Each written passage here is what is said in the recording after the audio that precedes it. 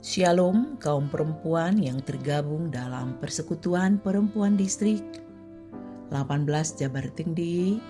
Selamat berjumpa kembali di Renungan PPD di bulan Februari 2026 dengan topik Kasih Kristus adalah sumber kekuatan perempuan. Tapi sebelum kita mendengarkan renungan ini, marilah kita berdoa. Kasih karunia dan damai sejahtera dari Allah Bapa kita dan dari Tuhan Yesus Kristus menyertai kamu. Amin. Firman Tuhan untuk kita di bulan Februari 2026 ini tertulis dalam kitab Kolose pasal 3 ayat 14. Dan di atas semuanya itu, kenakanlah kasih sebagai pengikat yang mempersatukan dan menyempurnakan. Demikian firman Tuhan. Kaum perempuan yang dikasihi Tuhan, dalam Kolose 3, Rasul Paulus menggunakan metafora mengenakan pakaian untuk menggambarkan transformasi kehidupan orang percaya, yaitu peralihan dari kehidupan lama yang berdosa kepada kehidupan baru di dalam Kristus. Metafora ini terdiri dari dua tindakan utama. Yang pertama, menanggalkan manusia atau pakaian lama, dan yang kedua, mengenakan manusia atau pakaian baru. Yang pertama, menanggalkan manusia atau pakaian lama, yaitu dosa. Sebelum mengenakan yang baru, orang percaya diperintahkan untuk menanggalkan karakter hidup yang lama.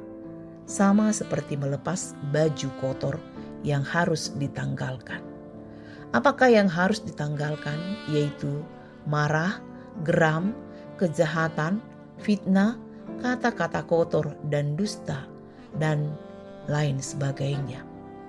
Yang kedua, mengenakan pakaian atau manusia baru, yaitu hidup dalam karakter Kristus. Sebagai umat pilihan Allah yang dikuduskan, orang percaya harus mengenakan atribut moral yang mencerminkan Kristus atau pakaian rohani, seperti belas kasihan, kemurahan, kerendahan hati, kelemah lembutan, kesabaran, pengampunan, dan terutama adalah kasih. Persekutuan perempuan distrik yang terkasih di dalam nama Tuhan Yesus Kristus, sebagai perempuan atau ibu, kita sering merasa pakaian kita kusut, robek, atau bahkan tidak cukup untuk menutupi segala kebutuhan dan tuntunan. Tetapi hari ini firman Tuhan mengingatkan kita tentang pakaian yang paling penting, yaitu kasih. Dan yang pastinya, kasih itulah sebagai kunci utama baik dalam mengelola rumah tangga dan komunitas. Oleh karena itu, mari kita belajar apa arti kasih itu bagi kita sebagai kaum ibu atau sebagai perempuan. Yang pertama, kasih sebagai pakaian terluar. Penulis Kolose menggunakan kata kenakanlah. Ini mengandaikan bahwa kasih itu seperti pakaian. Sebelum kita keluar rumah, kita pasti memilih baju yang terbaik. Sebagai pengikut Kristus, kita juga mengenakan sifat yang baik, seperti sabar, rendah hati, lemah lembut, tetapi kasih adalah di atas semua sifat baik itu. Kasih adalah outer atau lapisan terluar yang membungkus semuanya. Sebagai ibu, mungkin kita juga melakukan semua tugas, memasak, membersihkan rumah, dan mengatur keuangan. Tapi jika semua itu dilakukan tanpa mengenakan kasih, maka yang tersisa hanyalah rutinitas yang melelahkan dan penuh keluhan. Jadi tanpa kasih, semua pelayanan kita sebagai ibu, baik memasak, membersihkan, mendidik, itu akan kehilangan maknanya. Yang kedua, kasih sebagai pengikat atau perekat. Di dalam keluarga, ibu menjadi perekat antara ayah dan anak-anak, di mana ketika ada perselisihan, kasihlah yang mengikat kembali hati yang retak. Di dalam persekutuan juga tanpa kasih, kumpulan kaum ibu hanya akan menjadi ajang gosip atau persaingan. Tetapi ketika ada kasih, itu membuat kita bisa menerima kekurangan anggota lain tanpa menghakimi. Yang ketiga, kasih yang menyempurnakan. Kasih bukan berarti kita harus menjadi ibu yang sempurna tanpa celah. Menyempurnakan di sini berarti kasih Kristus melengkapi apa yang kurang dari diri kita. Saat kita merasa lelah dan tidak sanggup lagi bersabar, kasih Kristuslah yang memberi kekuatan ekstra untuk tetap berdiri tegak. Seperti topik kita, kasih Kristus adalah sumber kekuatan perempuan.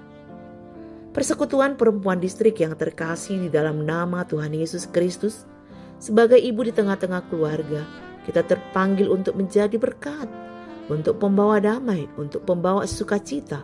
Oleh karena itu, sebelum menegur anak atau suami, pastikan pakaian kasih sudah kita kenakan, supaya kata-kata kita membangun, bukan meruntuhkan. Jadilah sosok yang mengikat persatuan di rumah, bukan yang memicu perpecahan. Demikian juga di tengah-tengah persekutuan kita, di gereja atau di tempat pelayanan. Kita harus selalu mengenakan kasih agar kita dapat saling melayani, dan ketika ada kekurangan, kita dapat saling mengampuni.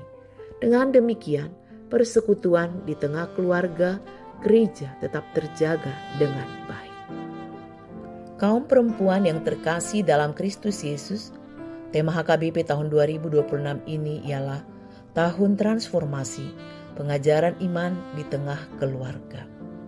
Dan tujuannya adalah menjadikan keluarga sebagai pusat pembentukan karakter, nilai-nilai Kristiani, dan gereja kecil atau Ecclesia Domestika.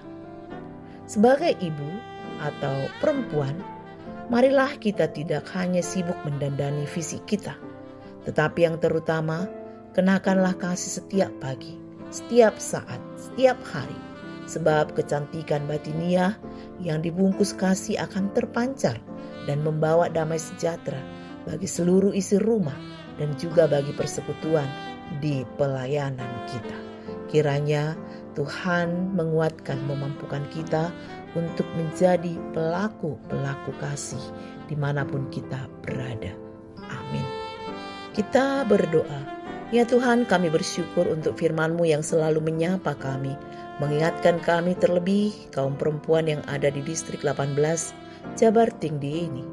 Tuhan, Engkaulah yang kami andalkan dan yang memberikan kami kekuatan dalam setiap perjalanan kehidupan kami sebagai kaum perempuan, terlebih kami sebagai ibu di tengah-tengah keluarga. Engkau memanggil kami untuk peran yang mulia sebagai perekat keluarga dalam kasih. Di saat kami lelah, kuatkanlah. Di saat kami kehabisan kasih, penuhilah kami kembali dengan kasih-Mu yang tak berkesudahan. Ajarlah kami untuk setiap hari mengenakan belas kasihan, kemurahan, kerendahan hati, kelemah lembutan, kesabaran, dan pengampunan.